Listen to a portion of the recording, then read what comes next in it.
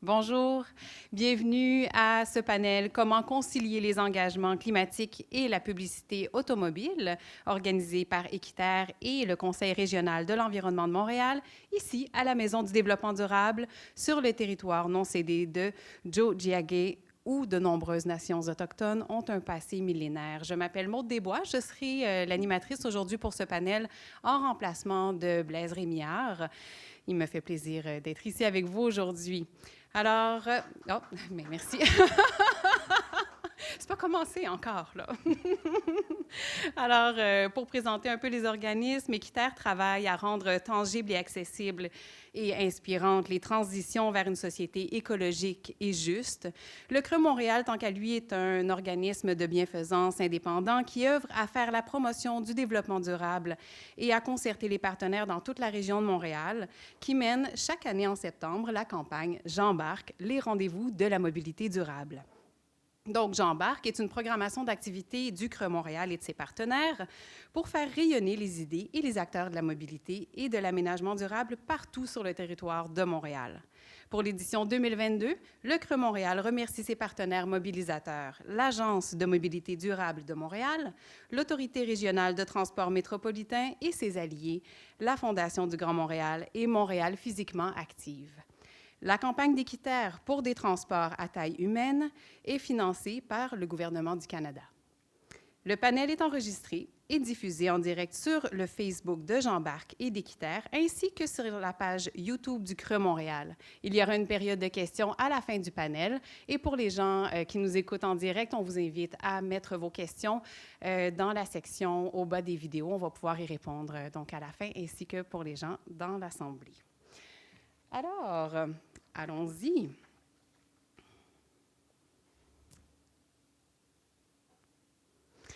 Donc, le transport et les engagements climatiques. Dans le secteur des transports, donc ça représente 43 des émissions de GES du Québec et 39 des émissions de GES de la Ville de Montréal. Au Québec, les émissions de GES liées au transport routier ont augmenté de 60 entre 1990 et 2019.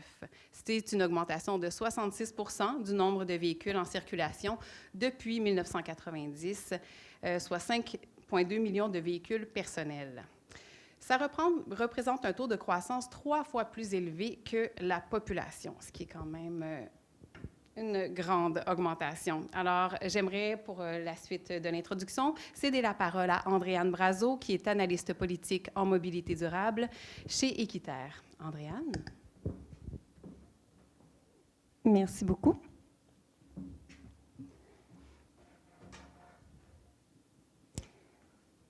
Oui, donc merci pour l'introduction. Vous avez bien mis la table. Effectivement, on a un problème d'auto-solo au Québec, mais non seulement ça, on a aussi un problème de camions légers, donc ce qui comprend les véhicules utilitaires sport et les camionnettes. Et c'est une tendance qui est fort préoccupante parce qu'elle a différents impacts sur l'environnement, sur notre portefeuille, sur notre sécurité. Et en fait, le constat, c'est vraiment en fait que c'est devenu normal d'avoir un VUS ou un gros véhicule au Québec à l'heure actuelle. Et en fait, en 2019, les émissions de GES des camions légers avaient même dépassé celles des voitures. Et cette popularité-là, en fait, c'est aussi la principale cause de la hausse des émissions de GES là, entre 2015 et 2019, là, mais c'est vraiment de dire que c'est un enjeu qui est prioritaire là, si on veut placer le Québec sur la voie de la carboneutralité et atteindre nos cibles climatiques. Donc, c'est vraiment une tendance qui est préoccupante et c'est pour ça qu'Équiterre s'est intéressé à la question.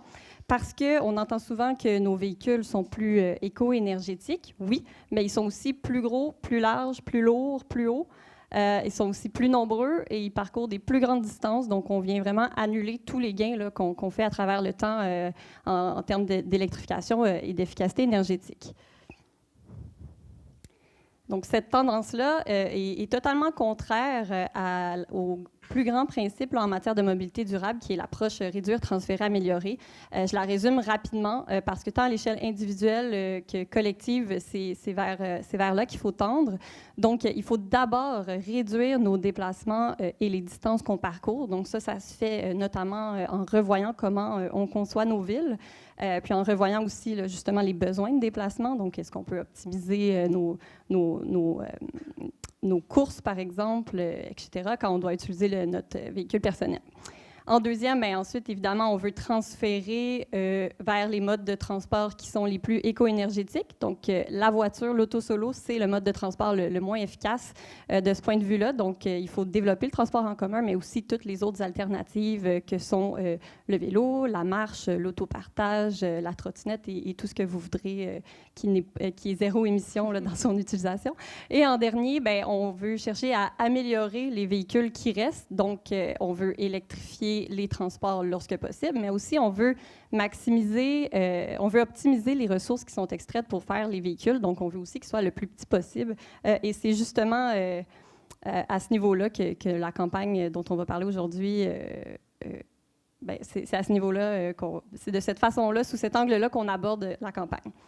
Donc, justement, petit rappel, donc au niveau individuel, c'est sûr que l'approche d'Équiterre, c'est vraiment de privilégier le cocktail transport, donc ce qui veut dire d'utiliser tous les modes de transport qui se présentent à nous pour réduire l'utilisation de l'auto-solo en fonction de nos besoins, de notre réalité, de nos moyens. Donc, il y a différents facteurs qui font... il y a différentes choses qu'on peut faire. Donc, est-ce que si notre ménage a 3 véhicules, on peut en avoir juste 2, juste un, idéalement, 0. Mais on comprend aussi que tout le monde a ses réalités. Donc, c'est surtout important là, de choisir un véhicule qui est adapté à ses besoins. Donc, idéalement aussi qu'il soit usagé, électrique, sobre en carbone et en matériaux, ce qui veut donc dire plus petit. En dernier, bien, j'en profite parce que c'est la période électorale. Bien, une autre façon dont on peut vraiment influencer la mobilité durable pour le mieux, c'est de voter pour les candidats et les candidates qui font la promotion de ces alternatives-là. Donc, je dis ça, je dis rien, mais on peut aller voter lundi. Et c'est dans ce contexte-là donc qu'Équiterre a lancé la campagne pour des transports à taille humaine qui a 3 objectifs, donc qui sont d'informer le public par rapport aux impacts environnementaux, sociaux et économiques des gros véhicules, d'outiller les consommateurs dans leur choix de transport. Donc, on développe une série de guides et outils là, qui vont paraître dans les prochains mois. Et de mobiliser les acteurs, en fait, de transmettre tout le bagage de connaissances qu'on a développé grâce à des études qu'on a faites dans le passé sur la question pour que la question de la taille des véhicules fasse vraiment partie des discours, des préoccupations, des enjeux et que ça prenne de plus en plus de place dans l'espace public pour que tout le monde puisse contribuer là, à réduire son empreinte carbone au niveau des transports. Donc, dernier mot, en fait, là, sur la campagne. Donc, l'objectif est vraiment d'amener le sujet dans l'espace public, d'amener l'enjeu de la taille des véhicules dans l'espace public, de susciter le débat, les réflexions. On en est donc encore à la phase principalement de sensibiliser, donc de choquer, d'éveiller les consciences. Et on pourra voir comment on a fait ça un peu plus tard avec Marc. Et dans le fond, je vais vous présenter aussi quelques-unes des publicités parce que c'est un des volets de la campagne, donc de faire une campagne publicitaire pour faire un peu, si on veut, un contrepoids à toute la publicité qu'on voit pour les gros véhicules à essence, qui est vraiment là, un enjeu vraiment préoccupant, un fléau, si je peux le dire comme ça. Donc, la publicité automobile, nous, ce qu'on a constaté dans nos études, c'est vraiment qu'elle est omniprésente et qu'elle est... en fait, c'est très difficile d'y faire contrepoids. Donc, c'est un peu dans cette optique-là qu'on est allé faire cette campagne-là. Donc là, je vais en présenter quelques-uns. La campagne cherchait à mettre en évidence 3 enjeux principaux, là, donc vraiment l'environnement, la sécurité et l'enjeu des finances personnelles. Cette publicité-là que vous voyez, c'est plus l'aspect environnemental. Donc, un VUS parfait pour visiter la Côte-Nord, mais tu vas juste sur la rive nord et ensuite avec une statistique. Un autre un peu environnemental aussi, avec une approche environnementale, un VUS pour profiter de la nature et la détériorer au passage, parce que ça rappelle aussi toutes les publicités automobiles dans lesquelles on voit des gros véhicules là, qui roulent dans des rivières, qui montent des montagnes et qui font des choses qu'on ne fait pas vraiment avec son véhicule dans la vie. Et la dernière, elle est plus au niveau de la sécurité, donc un VUS au design à couper le souffle, littéralement, dans le sens où plus un véhicule est gros, plus il y a de chances qu'en cas de collision, en fait, il atteigne nos organes vitaux et qu'on en décède, malheureusement. Donc, il y a aussi là, toutes celles qui sont sur les finances que vous pourrez aller voir sur les réseaux sociaux et le site d'Équiterre. Merci beaucoup, Andréane. Fort intéressant. Pour débuter, je vais vous présenter maintenant les deux autres panélistes en plus d'Andréane. Donc, il y a Verena Gruber, qui est professeure en marketing au HEC Montréal. Bienvenue, Verena. Et nous avons également Marc Desnoyers, qui est le directeur du service conseil en stratégie à Uppercut, la non-agence de publicité. Donc, très engagé, on peut le dire comme ça. Et allons-y avec notre première question. Andréane. Voudrais-tu que je reprenne la manette pour que tu n'aies pas à manier tout cela? Merci. Donc, est-ce que la publicité automobile contribue à l'engouement des citoyens pour les camions légers au pays? Je lancerai cette première question à Verena, si vous voulez bien répondre. Oui, alors moi je dirais que la publicité joue clairement un gros rôle dans cette tendance inquiétante qu'on a vue ces dernières années. Et c'est parce que la publicité nous informe ce qui est considéré comme normal dans une société. Alors, j'imagine que c'est facile pour tout le monde de penser à des exemples des pays où il y a certains comportements ou certains produits qui sont interdits d'être publiés. Moi, je pense à l'Islande où toute publicité de l'alcool est interdite parce que ça ne reflète pas vraiment les valeurs de cette société. Et comme Andréane l'a mentionné, chez nous, ce qu'on voit partout, ce sont la publicité des très gros VUS qui traversent des rivières en pleine nature. Et on devrait se poser la question si ça reflète vraiment nos valeurs en tant que société envers l'environnement. Moi, je crois que non. J'espère que non.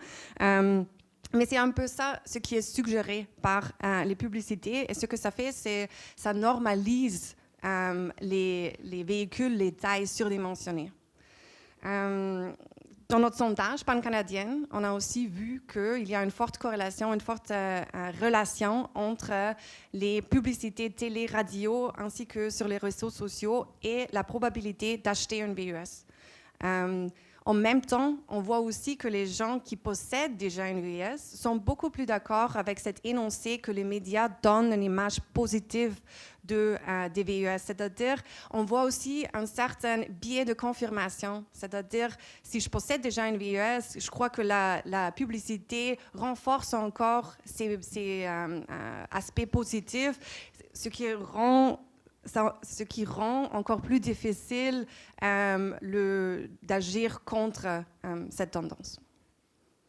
Merci, Verena. Andréane, est-ce que tu voudrais aussi ajouter?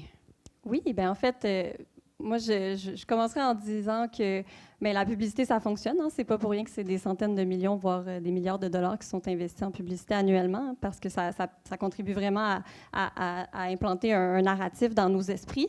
Mais une fois ce dit, Équiterre a mené une analyse de publicité dans le paysage canadien en 2019-2020, et les résultats étaient que 80% des publicités de véhicules étaient des publicités de camions légers à essence. Là. Donc, on est vraiment, comme Verena l'a dit, est-ce que c'est vraiment ça les valeurs de notre société? Bien, en ce moment, il semble que oui. Donc, je pense que la campagne qu'on mène en ce moment tombe à point au niveau de challenger ces pratiques-là. Puis, bien, en fait, ce qu'on a aussi vu dans cette analyse-là, bien, c'est que les publicités montrent non seulement beaucoup de domination de l'environnement, d'instrumentalisation de la nature aussi. Il y a aussi une grande récurrence des thèmes de différentes façons d'aborder la sécurité, donc même plus d'une mention parfois dans une même publicité. Et parmi les autres éléments, bien, on voit aussi que le prix est peu affiché, que l'efficacité énergétique est parfois mise de l'avant alors qu'il y a très rarement la performance réelle, donc la consommation d'essence qui est affichée. Et justement, là, il n'y a aucune des publicités qui mentionne la consommation de carburant. Donc, tout ça pour dire que les publicités, en ce moment, sont très peu réglementées, nous donnent des informations qui sont assez incomplètes quand vient le temps de faire un choix. de véhicules. Puis justement, on va parler de l'aspect sécuritaire, mais on ne va pas parler de l'aspect sécuritaire pour les autres personnes autour du véhicule, seulement pour les personnes à l'intérieur. Donc, il y a vraiment différentes lacunes là, qui montrent qu'en ce moment, la publicité automobile n'est pas suffisamment réglementée pour être compatible avec nos engagements climatiques. Puis je vais donner un exemple assez clair parce que je sais que ça peut se faire. Bien, en fait, il y a quelques années, quand il y avait beaucoup d'accidents de la route à cause de la vitesse au volant, bien, on a interdit de montrer de la vitesse au volant dans les publicités parce qu'on sait que ça a un pouvoir dans les esprits des gens. Puis ça, je pense que c'est un exemple aussi qui montre qu'on est capable de changer les pratiques qui sont incohérentes là, et incompatibles avec la transition écologique. Merci, Andréane. Donc, on voit qu'il y a un faux sentiment de sécurité, des informations qui sont manquantes dans nos publicités et qui encouragent à des pratiques qui ne sont pas très écologiques. Donc, allons-y maintenant à l'attachement à son véhicule. Il est très fort dans la société en général. Pourquoi est-ce que c'est si controversé d'aborder les choix de véhicules? Je commencerai avec Marc. Oui, bien, écoutez, l'attachement, il est fort, puis on l'a mesuré. Il y avait les études, évidemment, qui ont été faites plus au niveau quantitatif, au niveau de la recherche. On a organisé des groupes de discussion pour creuser ça un petit peu plus au niveau qualitatif, voir comment les gens réalisaient. Puis on s'est rendu compte qu'en fait, pourquoi cet attachement-là, il est si fort et pourquoi c'est si difficile d'amener les gens à poser des gestes différents en termes d'achat de véhicules, c'est qu'il y a des arguments émotifs et identitaires très forts qui sont associés à la possession d'un véhicule, en particulier d'un VUS. Premièrement, le VUS est perçu comme une extension de soi. C'est un véhicule de sa propre identité. Puis là, je vais vous citer un peu en rafale des choses qui ont été dites là, dans les groupes de discussion, mais les gens nous disent des choses comme « avoir un VUS, ça impose le respect ».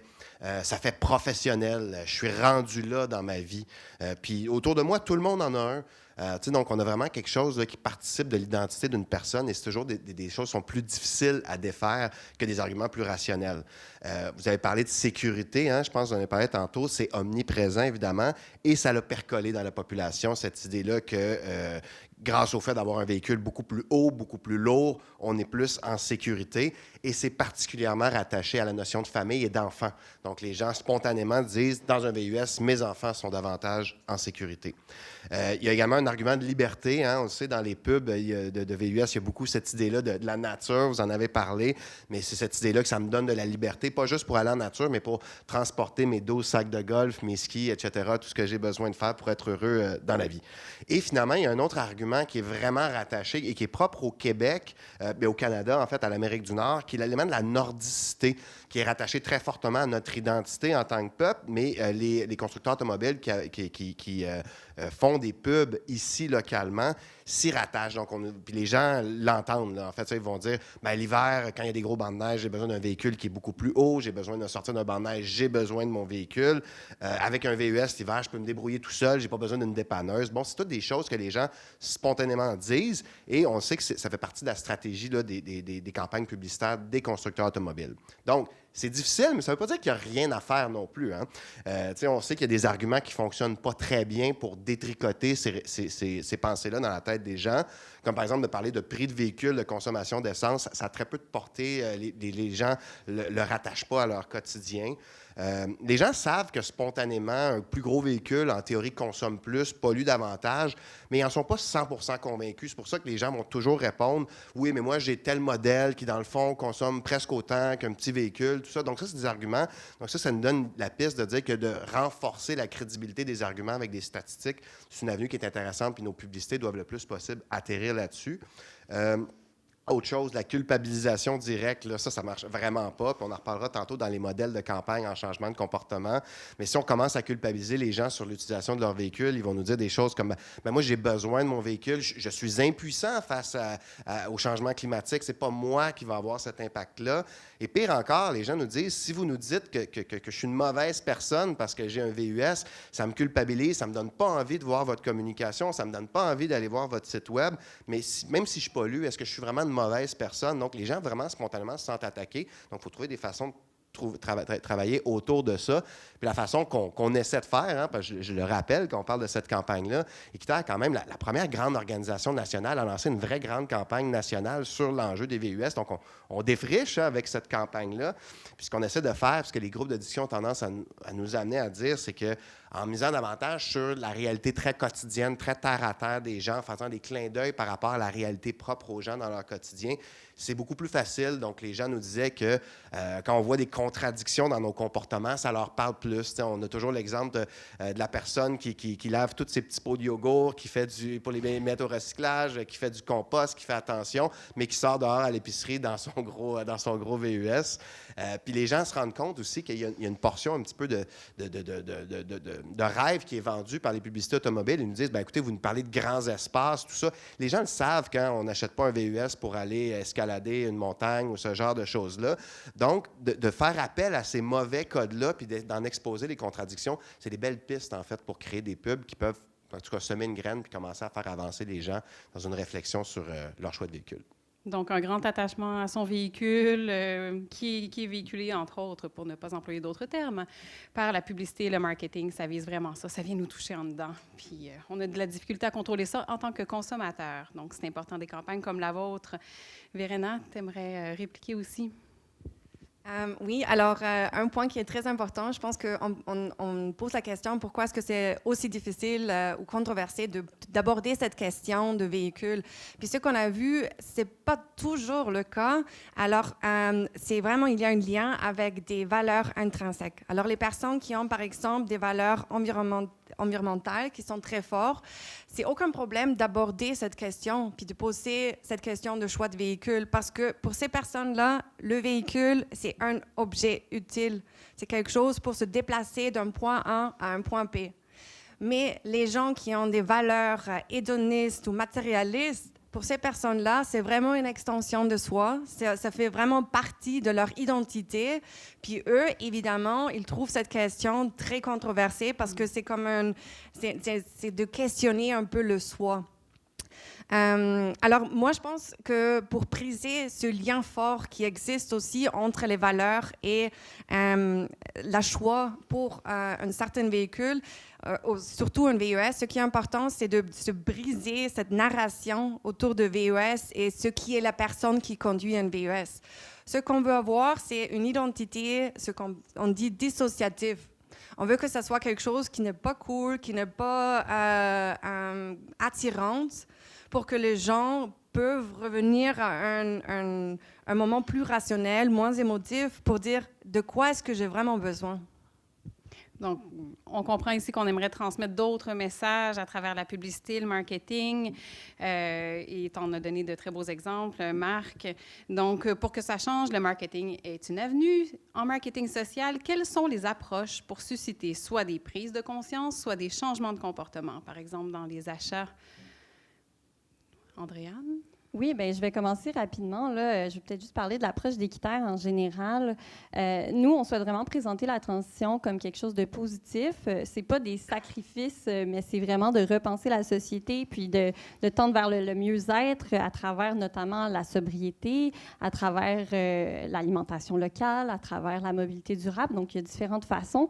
Mais l'idée, c'est vraiment de présenter le fait que les sacrifices, en fait, c'est le fait de ne pas agir pour l'environnement. C'est là qu'on va devoir les faire, que nos enfants devront les faire aussi.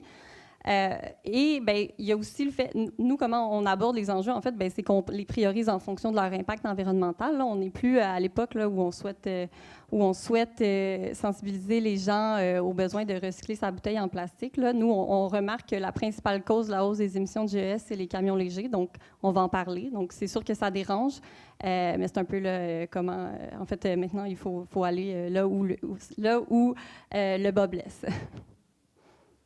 Absolument. Marc, je pense que tu en aurais long à dire sur cette question-là. Oui, effectivement. Bien, je vais le dire aussi d'entrée de jeu. C'est sûr que nous, on est une agence qui a fait le choix du marketing social. Donc, on ne travaille pas avec des entreprises commerciales. On travaille avec des institutions, des fondations, des organisations qui ont différentes valeurs, différentes idées qui veulent faire avancer dans la société. Puis, ce qui est intéressant de constater, c'est qu'en fait, dans l'expérience, on nous démontre que les modèles stratégiques de changement de comportement en marketing social varient, mais s'appliquent de manière de manière générale d'une même façon, peu importe le type d'enjeu qu'on veut amener dans la société.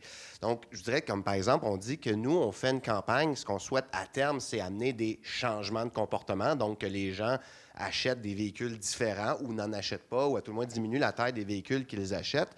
Et il y a deux façons d'y arriver. La première, c'est la sensibilisation. À travers la sensibilisation, on s'adresse vraiment à un grand public qui n'est peut-être pas très bien informé sur les enjeux, qui n'est peut-être même pas intéressé par l'enjeu, mais c'est de manière large, on veut commencer à semer une graine. Hein, c'est souvent l'analogie qu'on utilise auprès de ce grand public-là. Quand on tombe en changement de comportement, là, on s'adresse davantage à une cible qui est potentiellement déjà informée, déjà peut-être un peu mobilisée, intéressée par l'enjeu, mais c'est une cible qui a davantage un potentiel de réellement, concrètement poser un geste, donc de peut-être prendre un véhicule plus petit au lieu d'un plus grand, puis de faire suite là, par rapport à ce type de comportement-là qu'on suit. Parce que ce qu'on a remarqué, en fait, c'est que dans toute campagne de sensibilisation, de changement de comportement, il y a comme un continuum d'opinions à considérer. Il y a les gens, tu sais, on peut partir des gens qui sont en soutien très actif, aux gens qui sont en soutien passif, aux gens qui sont neutres. Puis de l'autre côté de l'échiquier, on a les gens qui sont en opposition passive ou qui sont en opposition active. Donc, nous, ce qu'on cherche à faire idéalement, c'est de parler aux gens qui vont être en soutien passif ou qui vont être neutres, parce que ces gens-là, potentiellement, peuvent poser un geste. L'exemple qu'on utilise, on dit Joe Pickup, il va être beaucoup plus difficile à convaincre parce qu'il y a un attachement émotif très fort, il l'utilise, puis il va trouver toutes sortes de bonnes raisons pour le faire. Mais à un moment donné, il faut choisir ses combats, fait qu'on va commencer à cibler puis à s'adresser à des gens qui ont davantage de potentiel de poser ce geste-là. Donc, les gens qui sont davantage en soutien passif et qui sont neutres. Puis l'autre chose qui est intéressant à noter, c'est que souvent en pub, on essaie de se rattacher à une discussion sociale qui existe déjà, de surfer sur des tendances pour les renforcer. Mais là, dans ce cas-ci, on lance une nouvelle discussion, on lance, donc on a vraiment quelque chose de particulier. Donc, c'est encore plus important d'être stratégique et de faire des choix parce qu'à un moment donné, Équiterre a des moyens super intéressants à faire de la pub, mais ils ne peuvent pas accoter Ford, ils ne peuvent pas accoter ces grandes entreprises-là. Donc, il faut d'autant plus être stratégique par rapport à tout ça. Puis si je fais atterrir ce cadre théorique-là un petit peu plus de manière concrète sur la campagne sur les véhicules à taille humaine de laquelle on parle.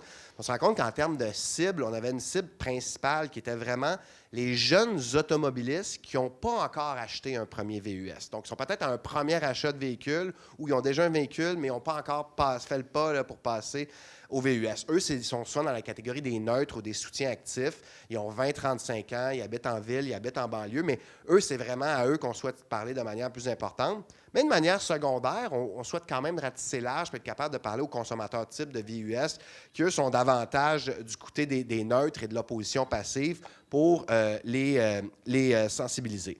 Puis, ce qu'on fait, en fait, quand on parle à cette cible-là, qui peut poser un geste, ces gens-là ont déjà un véhicule, pensent à s'acheter un véhicule, ont déjà un véhicule, pensent à s'acheter un VUS. Donc, ils sont dans un processus de réflexion d'acheter un véhicule. Ils sont réceptifs à la publicité automobile, ils sont dans ce processus mental-là. Puis le parti pris qu'on a fait avec Équiterre dans la campagne, c'est de jouer ces codes-là. C'est de s'insérer, de venir parasiter, si vous voulez, un peu le processus de réflexion d'achat de véhicules et en utilisant les codes qui sont propres à la publicité automobile. Donc, on vous a montré quelques exécutions tout à l'heure. Donc, la présentation du gros VUS, sa présence glorifiée, magnifiée en nature. On avait des exécutions radio, par exemple, où on reprenait le ton d'un vendeur de char, si vous me passez l'expression comme ça ici, pour que justement, on parle aux gens qui sont dans cette réflexion-là. Puis, ces gens-là peuvent vraiment poser un geste. Ils sont en réflexion, on les amène. Il n'y aura pas trop de dichotomie entre regarder les pages centrales du Journal de Montréal où il y a énormément de publicité automobile puis voir la publicité d'Équiterre parce qu'on est dans les mêmes codes. Mais c'est voulu, c'est pour ça qu'on fait ça. Puis finalement, l'autre chose, je pense, qui est intéressante à noter en marketing social très concrètement par rapport à la campagne, on parlait de pistes de solutions pour que ça marche, hein, parce qu'on disait, oui, l'attachement émotif et identitaire est très fort, mais on peut le détricoter en partie. En tout cas, on peut commencer à le faire, je pense. Puis une des pistes que nous amenait à dire, c'est qu'en fait, il ne faut jamais être moralisateur en changement de comportement parce qu'on braque les gens vont se sentir mal, ils ne voudront pas poser le geste, mais on a un espace de créativité pour les amener à réfléchir autour d'une tonalité qui peut être un peu pince sans rire, légèrement baveuse, qui évite la moralisation, mais qui fait sourire en coin. Parce que souvent, c'est ça, tu sais, amorcer un petit sourire, c'est ça qui va amorcer une réflexion, va faire que les gens vont réfléchir sur les gestes qu'ils peuvent poser. Puis j'ai quand même quelques exemples, puis écoutez pas, je les ai validés avec Andréane avant de vous en parler. Mais on a constaté ça vraiment de manière très, très concrète dans la phase 1 qu'on a lancée au printemps dernier.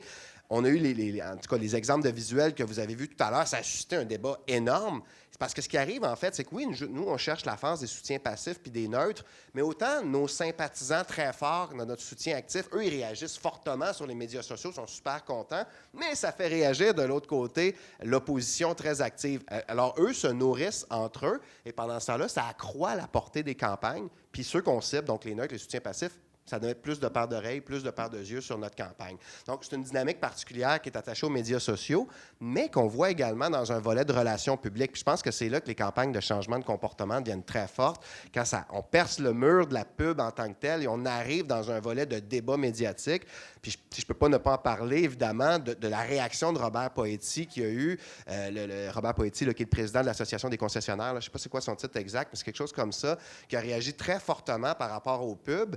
Puis qui s'en est même pris personnellement, Andréane, un peu à travers tout ça. Puis ce discours très paternaliste-là, déconnecté de la réalité, bien, a généré énormément de discussions, énormément de débats. Puis c'est sûr qu'on regardait ça aller, puis on disait, bien, il y a des opportunités de relations publiques qui sont créées par les réactions des oppositions actives. Donc, on est content d'avoir juste eu le petit côté un peu grinçant qui a créé ces réactions-là parce que ça a généré beaucoup de visibilité pour la campagne.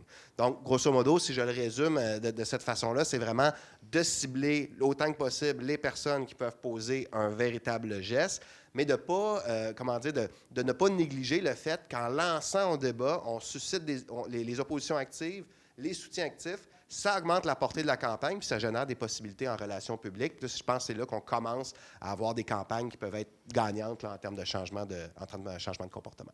Bon, mais on va espérer que la décroissance et la sobriété soient la nouvelle tendance généralisée, tant au niveau des véhicules que pour le reste. Donc, Marc, je te fais une petite question de relance. Là. Le modèle que tu nous présentes là, ça pourrait s'appliquer à d'autres campagnes du même type. Ben oui, écoutez, ça pourrait s'appliquer à la réalité à d'autres sous-réalités, disons, des changements climatiques. On pourrait, mais c'est beaucoup plus large que ça. Je peux vous donner 2 exemples. Nous, le modèle des changements de comportement, on l'applique, entre autres, avec des municipalités ou des arrondissements de la Ville de Montréal qui ont des enjeux en termes de civisme. Donc, disons, le respect des horaires de collecte des ordures, le fait de ne pas jeter ses mégots de cigarettes dans la rue, ce genre de choses-là, c'est des enjeux qui sont présents dans toutes les municipalités. Puis le modèle de changement de comportement, il est le même. Les arguments sont différents, les stratégies, les tactiques sont différentes, mais le cadre qu'on applique est le même. On l'a fait récemment avec l'arrondissement d'Outremont, on l'a fait avec l'arrondissement de Ville-Marie également, puis c'est un modèle qui fonctionne. Puis un autre exemple, on a fait une campagne au printemps l'année passée avec la FTQ, donc la Fédération des travailleurs et travailleuses du Québec, qui voulait faire un rappel simple sur le fait qu'au Québec, on a le droit de travailler en français. Puis on a appliqué le même type de modèle pour parler à des gens qui étaient un peu rébarbatifs, mais pas les plus rébarbatifs, et on l'a fait avec une tonalité qui était très, très, très légère, pince sans rire, pour amorcer une réflexion. Et ça a suscité quand même un certain nombre de débats, puis on a pu ramener l'enjeu dans l'espace public. Donc, c'est très pertinent en développement durable, mais c'est un modèle qui est bon dès qu'on veut amener les gens à réfléchir sur leurs gestes et à poser peut-être des gestes qui sont différents. Merci, Marc. Donc, si on prend l'exemple, par exemple, sur l'industrie de la cigarette, le chemin a été long avant d'en venir à une interdiction de la publicité. Ça a pris plus de 30 ans. Est-ce qu'on devrait interdire la pub auto? Verena, j'ai envie de te lancer la question. Bon, alors, ce n'est pas inédit. Comme j'ai mentionné, quand on a discuté la première question, il y a des exemples déjà où la publicité de certains produits nocifs est interdite. Par exemple, j'ai mentionné l'alcool en Islande. Et en ce qui concerne les voitures plus spécifiquement, en 2021, Amsterdam, elle est devenue la première ville au monde où les publicités des véhicules à essence et à diesel sont interdites dans tous les transports en commun, le bus, le métro, tout ça. Puis il y avait plusieurs villes aux Pays-Bas qui ont suivi un peu cet exemple. Il y avait Leiden, La Haye, puis plus récemment, je ne sais pas si vous avez vu aussi la nouvelle, Haarlem, qui vont interdire la publicité de la viande. Alors, on parle vraiment de la publicité qui est contre les objectifs environnementaux. On ne veut pas renforcer ces produits, ces comportements-là. Alors, c'est interdit. Je pense que c'est une bonne approche parce que, comme j'ai mentionné, les publicités nous montrent ce qui est normal et les images sont renforcées. Alors, si on voit tout le temps cette genre VUS en pleine nature, on pense que c'est ça ce qui est fait. Moi, je viens de l'Autriche, je viens à Québec, je pense que c'est ça ce qui se passe partout, mais ce n'est pas le cas. Alors, je pense qu'on devrait montrer vraiment plutôt la réalité. On peut... un exemple que j'aimerais mentionner, qui est discuté un peu dans la littérature scientifique en marketing, c'est cette idée d'interdire la publicité des désirs, puis juste permettre la publicité des besoins. Alors, c'est clair que les gens ont un besoin de se déplacer. Mais il y a plein de possibilités de le faire.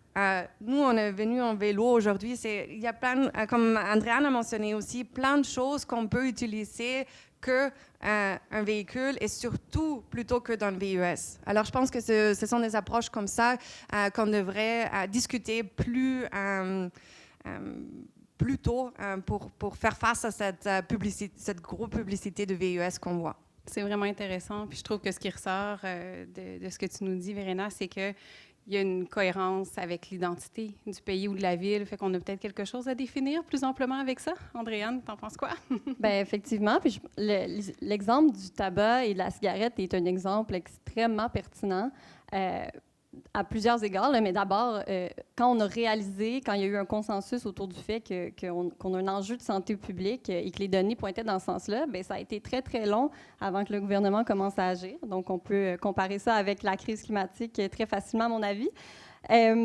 Après ça, bien, justement, je pense que c'est important de mentionner qu'Équiterre et le Conseil régional de l'environnement de Montréal, avec d'autres partenaires, ont lancé une pétition qui demande au gouvernement et à Radio-Canada, bien, notamment à Radio-Canada, de mettre fin à la publicité des véhicules à essence par souci de cohérence, parce qu'on ne peut pas se donner comme objectif d'électrifier tous nos véhicules d'ici 2035 et de continuer à en faire la promotion comme ça quand c'est dans 12 ans. Un véhicule est justement à peu près sur la route pendant ce nombre d'années-là. Donc, c'est vraiment une question de cohérence, une question de changement de paradigme aussi dans la vision qu'on a comme société. Puis aussi, bien, par rapport au tabac, ce qu'on a fait en interdisant la publicité, c'est qu'on a réduit son acceptabilité sociale, mais on ne l'a pas juste fait avec la publicité, on l'a fait de plein de façons. On a mis des taxes sur le produit, on a mis des images traumatisantes sur les emballages, on a caché le produit dans les magasins, on a interdit la commandite d'événements par les compagnies de tabac. Donc, il y a vraiment une foule de choses qui ont été faites et on peut vraiment s'inspirer de cette réglementation-là. Au-delà d'interdire la publicité, ce sont tous les outils réglementaires qui sont à notre disposition qui peuvent aussi aider à réduire cette acceptabilité sociale-là parce qu'on le voit, bien, ça a fonctionné avec ça. Donc, pourquoi pas avec la publicité automobile cette fois-ci. Bien, justement, par rapport à ce qu'on peut faire avec les gros véhicules, je vais en nommer quelques-uns, quelques mesures en rafale, là, mais on peut certainement, bien, évidemment, taxer les gros véhicules, mais on peut aussi étendre les zones zéro émission, qui sont des zones là, où on interdit les véhicules à essence, ou encore faire des zones carrément piétonnes où on interdit les véhicules. On peut aussi faire un peu comme en France, qui maintenant, dans les publicités, les publicités automobiles, vont obliger de mettre des notices comme au bas de la publicité, prenez le transport en commun lorsque possible, privilégiez la marche et le vélo, des choses comme ça. Donc, il y a plein de petites choses aussi qu'on peut faire en attendant l'interdiction des véhicules à essence. Oui, ça revient à ce qui était la normalisation du produit. Plus on le voit, plus on a l'impression que c'est normal d'en avoir un, de l'utiliser. Ça en fait la promotion, puis on a envie d'avoir ce produit-là qui a donc l'air à la mode et confortable et sécuritaire. Donc, ça m'amène à la période de questions. On est déjà rendu là. S'il y a des questions dans le public et même, on va apporter le micro à vous. Merci. Bonjour. On m'entend? Oui, on vous entend très bien, merci. Ce n'est pas tellement des questions, mais peut-être un commentaire. Vous avez mentionné souvent VUS. Or, il y a un phénomène parallèle au VUS, c'est les camions. Le véhicule le plus vendu en Amérique du Nord, vous le savez peut-être, c'est le Ford F-140. F-150. F-160, enfin F quelque chose. Voilà, F-150. F-150. D'accord. L'autre commentaire, c'est sur la sécurité.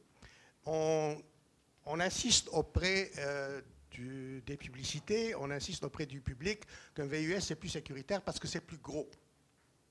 Physique 101 vous dit que lorsque vous avez un gros objet qui frappe un petit objet, c'est le petit objet qui va subir le plus de dommages. Or, cet argument-là est en voie de disparition parce que les VUS qui frappent un autre VUS, c'est toujours deux gros véhicules que se frappent, primo. Ça, c'est la sécurité passive. C'est-à-dire, qu'est-ce qui arrive au véhicule, quel est le comportement du véhicule lorsqu'il frappe un mur. Or, il y a un autre aspect très important de la sécurité qui est souvent négligé, même on n'en parle presque pas, c'est la sécurité active. C'est-à-dire, qu'est-ce qu'il faut faire pour que le véhicule vous permette, vous, le pilote, le conducteur, vous permette d'éviter l'obstacle. Or, il a été démontré par de nombreux exemples et par de nombreuses statistiques, notamment aux États-Unis, que plus le véhicule est gros, plus le véhicule est haut et plus le véhicule est pesant, plus sa tendance au retournement est grande. Je m'explique.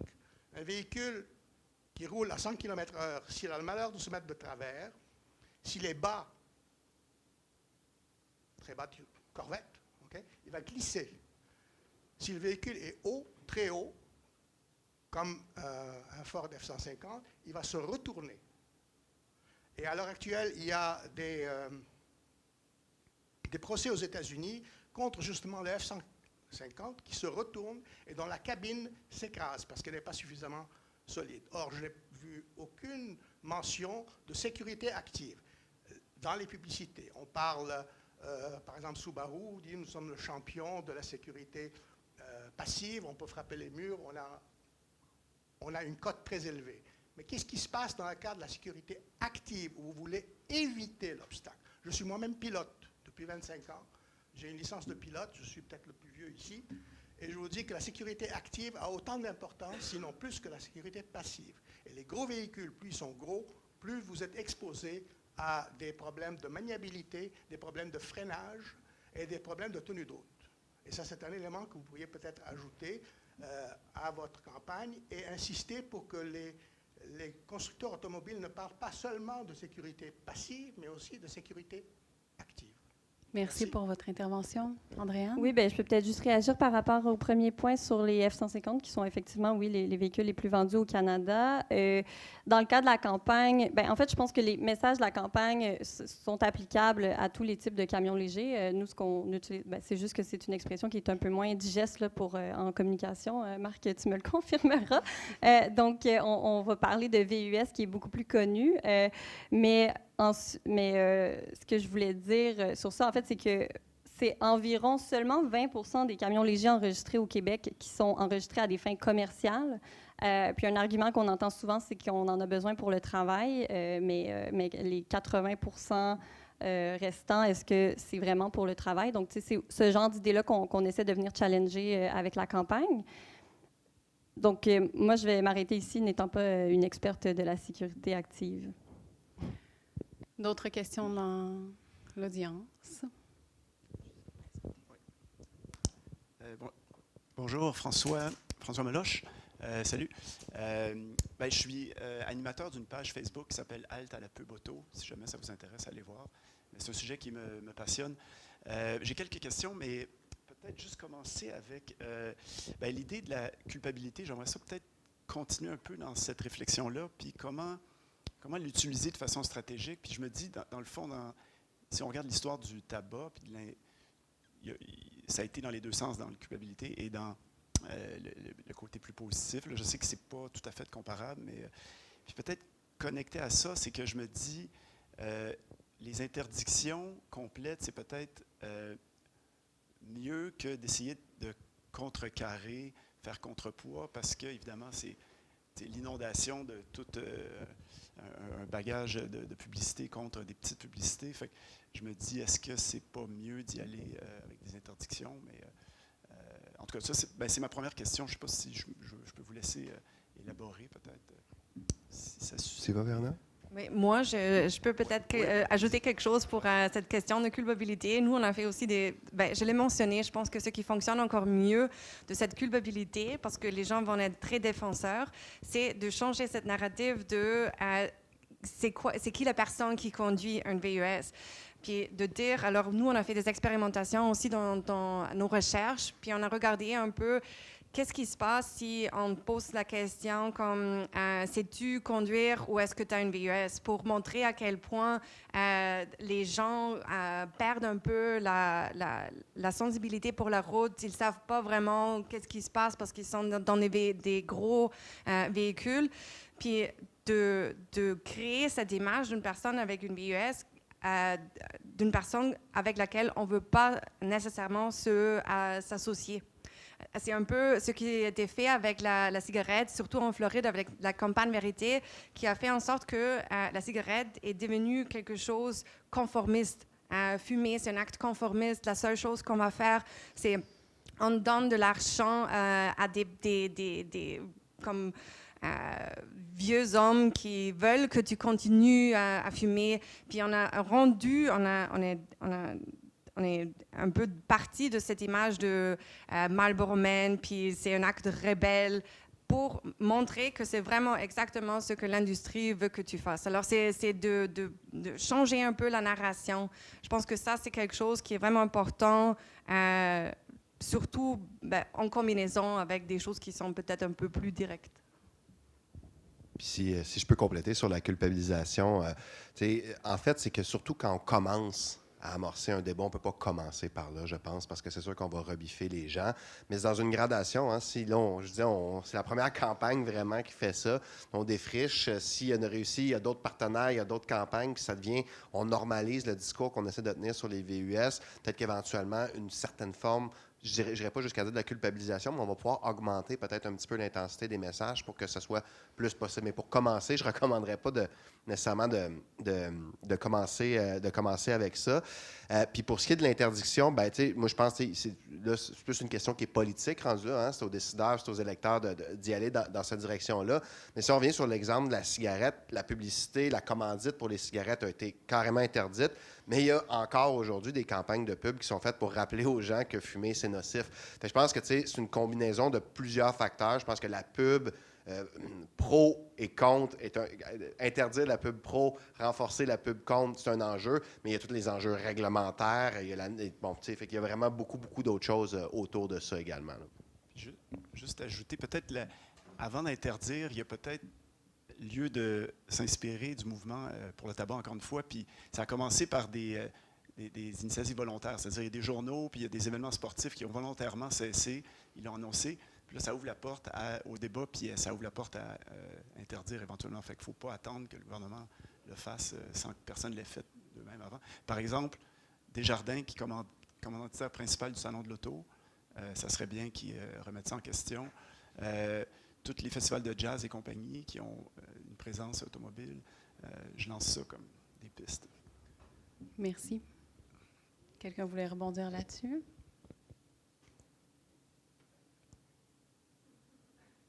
On va passer à une autre question. Oui, bonjour. Donc Florent Bègue. Je suis étudiant en doctorat et en ce moment, je travaille sur on va dire l'avenir des véhicules qui seront des petits véhicules, comme tu l'as dit tout à l'heure. J'ai une question assez simple. C'est une question simple, mais une réponse complexe. Aujourd'hui, on voudrait interdire la publicité pour les VUS. On voudrait dire, voilà, le gouvernement doit prendre sa part. Bien sûr qu'il faut un cocktail, etc. Mais la question qui est à côté, c'est que le gouvernement, en même temps, fait la promotion des véhicules électriques. Et cette promotion de véhicules électriques, si demain il interdisait, pour répondre à monsieur, les VUS ou la publicité complètement sur les VUS, le problème, c'est qu'on ne pourrait plus non plus faire la promotion des véhicules électriques, qui est un des objectifs du gouvernement actuel et qui certainement sera, s'il est réélu, ce sera encore le sien, mais celui du gouvernement d'après. Donc comment est-ce qu'on peut faire aujourd'hui pour juste expliquer aux gens qu'en fait, plus c'est gros, plus ça pollue, peu importe le type de propulsion, en fait. Bien, pour le comment on peut faire, je vais laisser Marc faire un remue-ménage avec nous. Mais sur la question de l'électrification, effectivement, en fait, elle se pose de plus en plus. On est un peu dans un enjeu, puis je pense que ça va aussi répondre à la question de François. L'enjeu en ce moment, c'est que les médias sont largement dépendants des revenus de la publicité. On se trouve un petit peu en deux cracks dans le sens où non, il faut la solution aux enjeux de mobilité durable n'est pas la voiture électrique, ou du moins pas à 100%. Mais en même temps, si on retire tous les revenus en ce moment de tous les médias qui acceptent ou qui font la promotion des véhicules, on tombe vraiment dans un enjeu qui a été en fait, il y a pas beaucoup de gouvernements, pas beaucoup de sociétés qui se sont lancées dans cette question-là, puis il n'y a pas encore beaucoup de solutions. Moi, c'est quelque chose que je suis et que j'étudie, et j'ai pas encore la réponse. Et il y a des médias comme The Guardian au Royaume-Uni qui ont décidé de refuser toute publicité d'énergie fossile, par exemple, mais qui maintenant sont dépendants des abonnements de leur clientèle. Est-ce que c'est une recette qui peut s'appliquer partout, dont pour tous les médias au Québec, au Canada? Je ne sais pas du tout. Donc, j'ai les mêmes questions que toi, en fait. Là. Merci. Oui. Vous m'entendez? OK. Philippe Jacques, je suis chargé de communication pour la campagne Pas de VUS pour moi. Peut-être pour répondre à François, qu'on parle de la lutte au tabagisme, ce qu'il faut se rappeler aussi, c'est qu'au départ, les gens ne savaient pas les méfaits du tabagisme. L'industrie, un peu comme le fait l'industrie automobile, ils présentaient ça comme un produit qui n'était pas nocif. On voyait des docteurs prescrire des marques de tabac. Et ce qu'on réalise avec les VUS, c'est que les gens, puis ça a été bien dit au début du panel, les objectifs de la campagne, c'était de présenter aussi les impacts des VUS. Fait que je pense qu'avant de pouvoir aller vers une interdiction de publicité, tout ça, il faut en premier que les gens soient conscients des dangers, parce qu'on se rend vraiment compte que les gens, quand ils sont un peu à défensive, sont beaucoup, ben c'est pas vrai ce que mentionnait Marc, mon véhicule consomme pas plus, c'est pas vrai que c'est plus dangereux, c'est pas vrai au niveau de que ça coûte vraiment plus cher. Fait que avant de se rendre à une interdiction, il faut vraiment que les gens soient conscients de ça et éventuellement d'avoir une norme sociale qui va pouvoir changer. Au niveau de la lutte au tabagisme, on a vraiment vu les sondages aussi. Encore récemment, il y a un sondage, j'ai vu une lettre ouverte de la Coalition pour la lutte au tabac par rapport à la hausse de taxes. Il y a 89 %, quelque chose comme ça, d'appui. Fait avant qu'on soit là au niveau de l'industrie automobile, il faut vraiment que les gens soient plus conscients de ces impacts-là.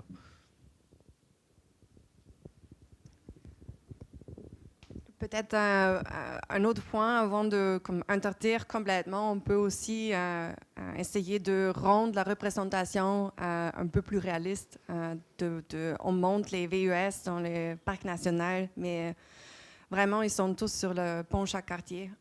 Quand ils vont à Montréal, c'est ça un peu. C'est peut-être on devrait forcer que la publicité, demander que la publicité représente mieux la réalité de ces véhicules-là. Puis juste pour rebondir sur ce que Verena vient de dire, en fait, pour le tabac, les publicités de style de vie, là, qui sont justement là, les personnes en forme qui jouent au tennis avec une cigarette dans les mains, bien, elles ont été interdites avant d'interdire complètement la publicité du tabac. Donc peut-être qu'on peut se rapprocher de ça aussi au niveau des véhicules à essence, là, même si ce n'est pas au rythme que beaucoup espèrent. D'interdire de représenter les véhicules dans des endroits qui n'ont aucun sens, ou en fait certains endroits où c'est illégal de rouler, hein, parce que c'est illégal de ne pas rouler sur le réseau routier officiel du gouvernement. Donc quand on monte des véhicules dans des champs ou ailleurs, bien, dans les faits, on montre une pratique qui est illégale. Là. Puis, si je peux me permettre, je dépasse peut-être un peu le champ de la publicité à proprement parler rendu ici, mais le citoyen peut avoir un impact. Je pense que, tu sais, il y a des supports publicitaires, entre autres en affichage, qui appartiennent ou qui appartiennent en partie aux villes. Je pense, entre autres, à la publicité qui est véhiculée dans le métro de Montréal.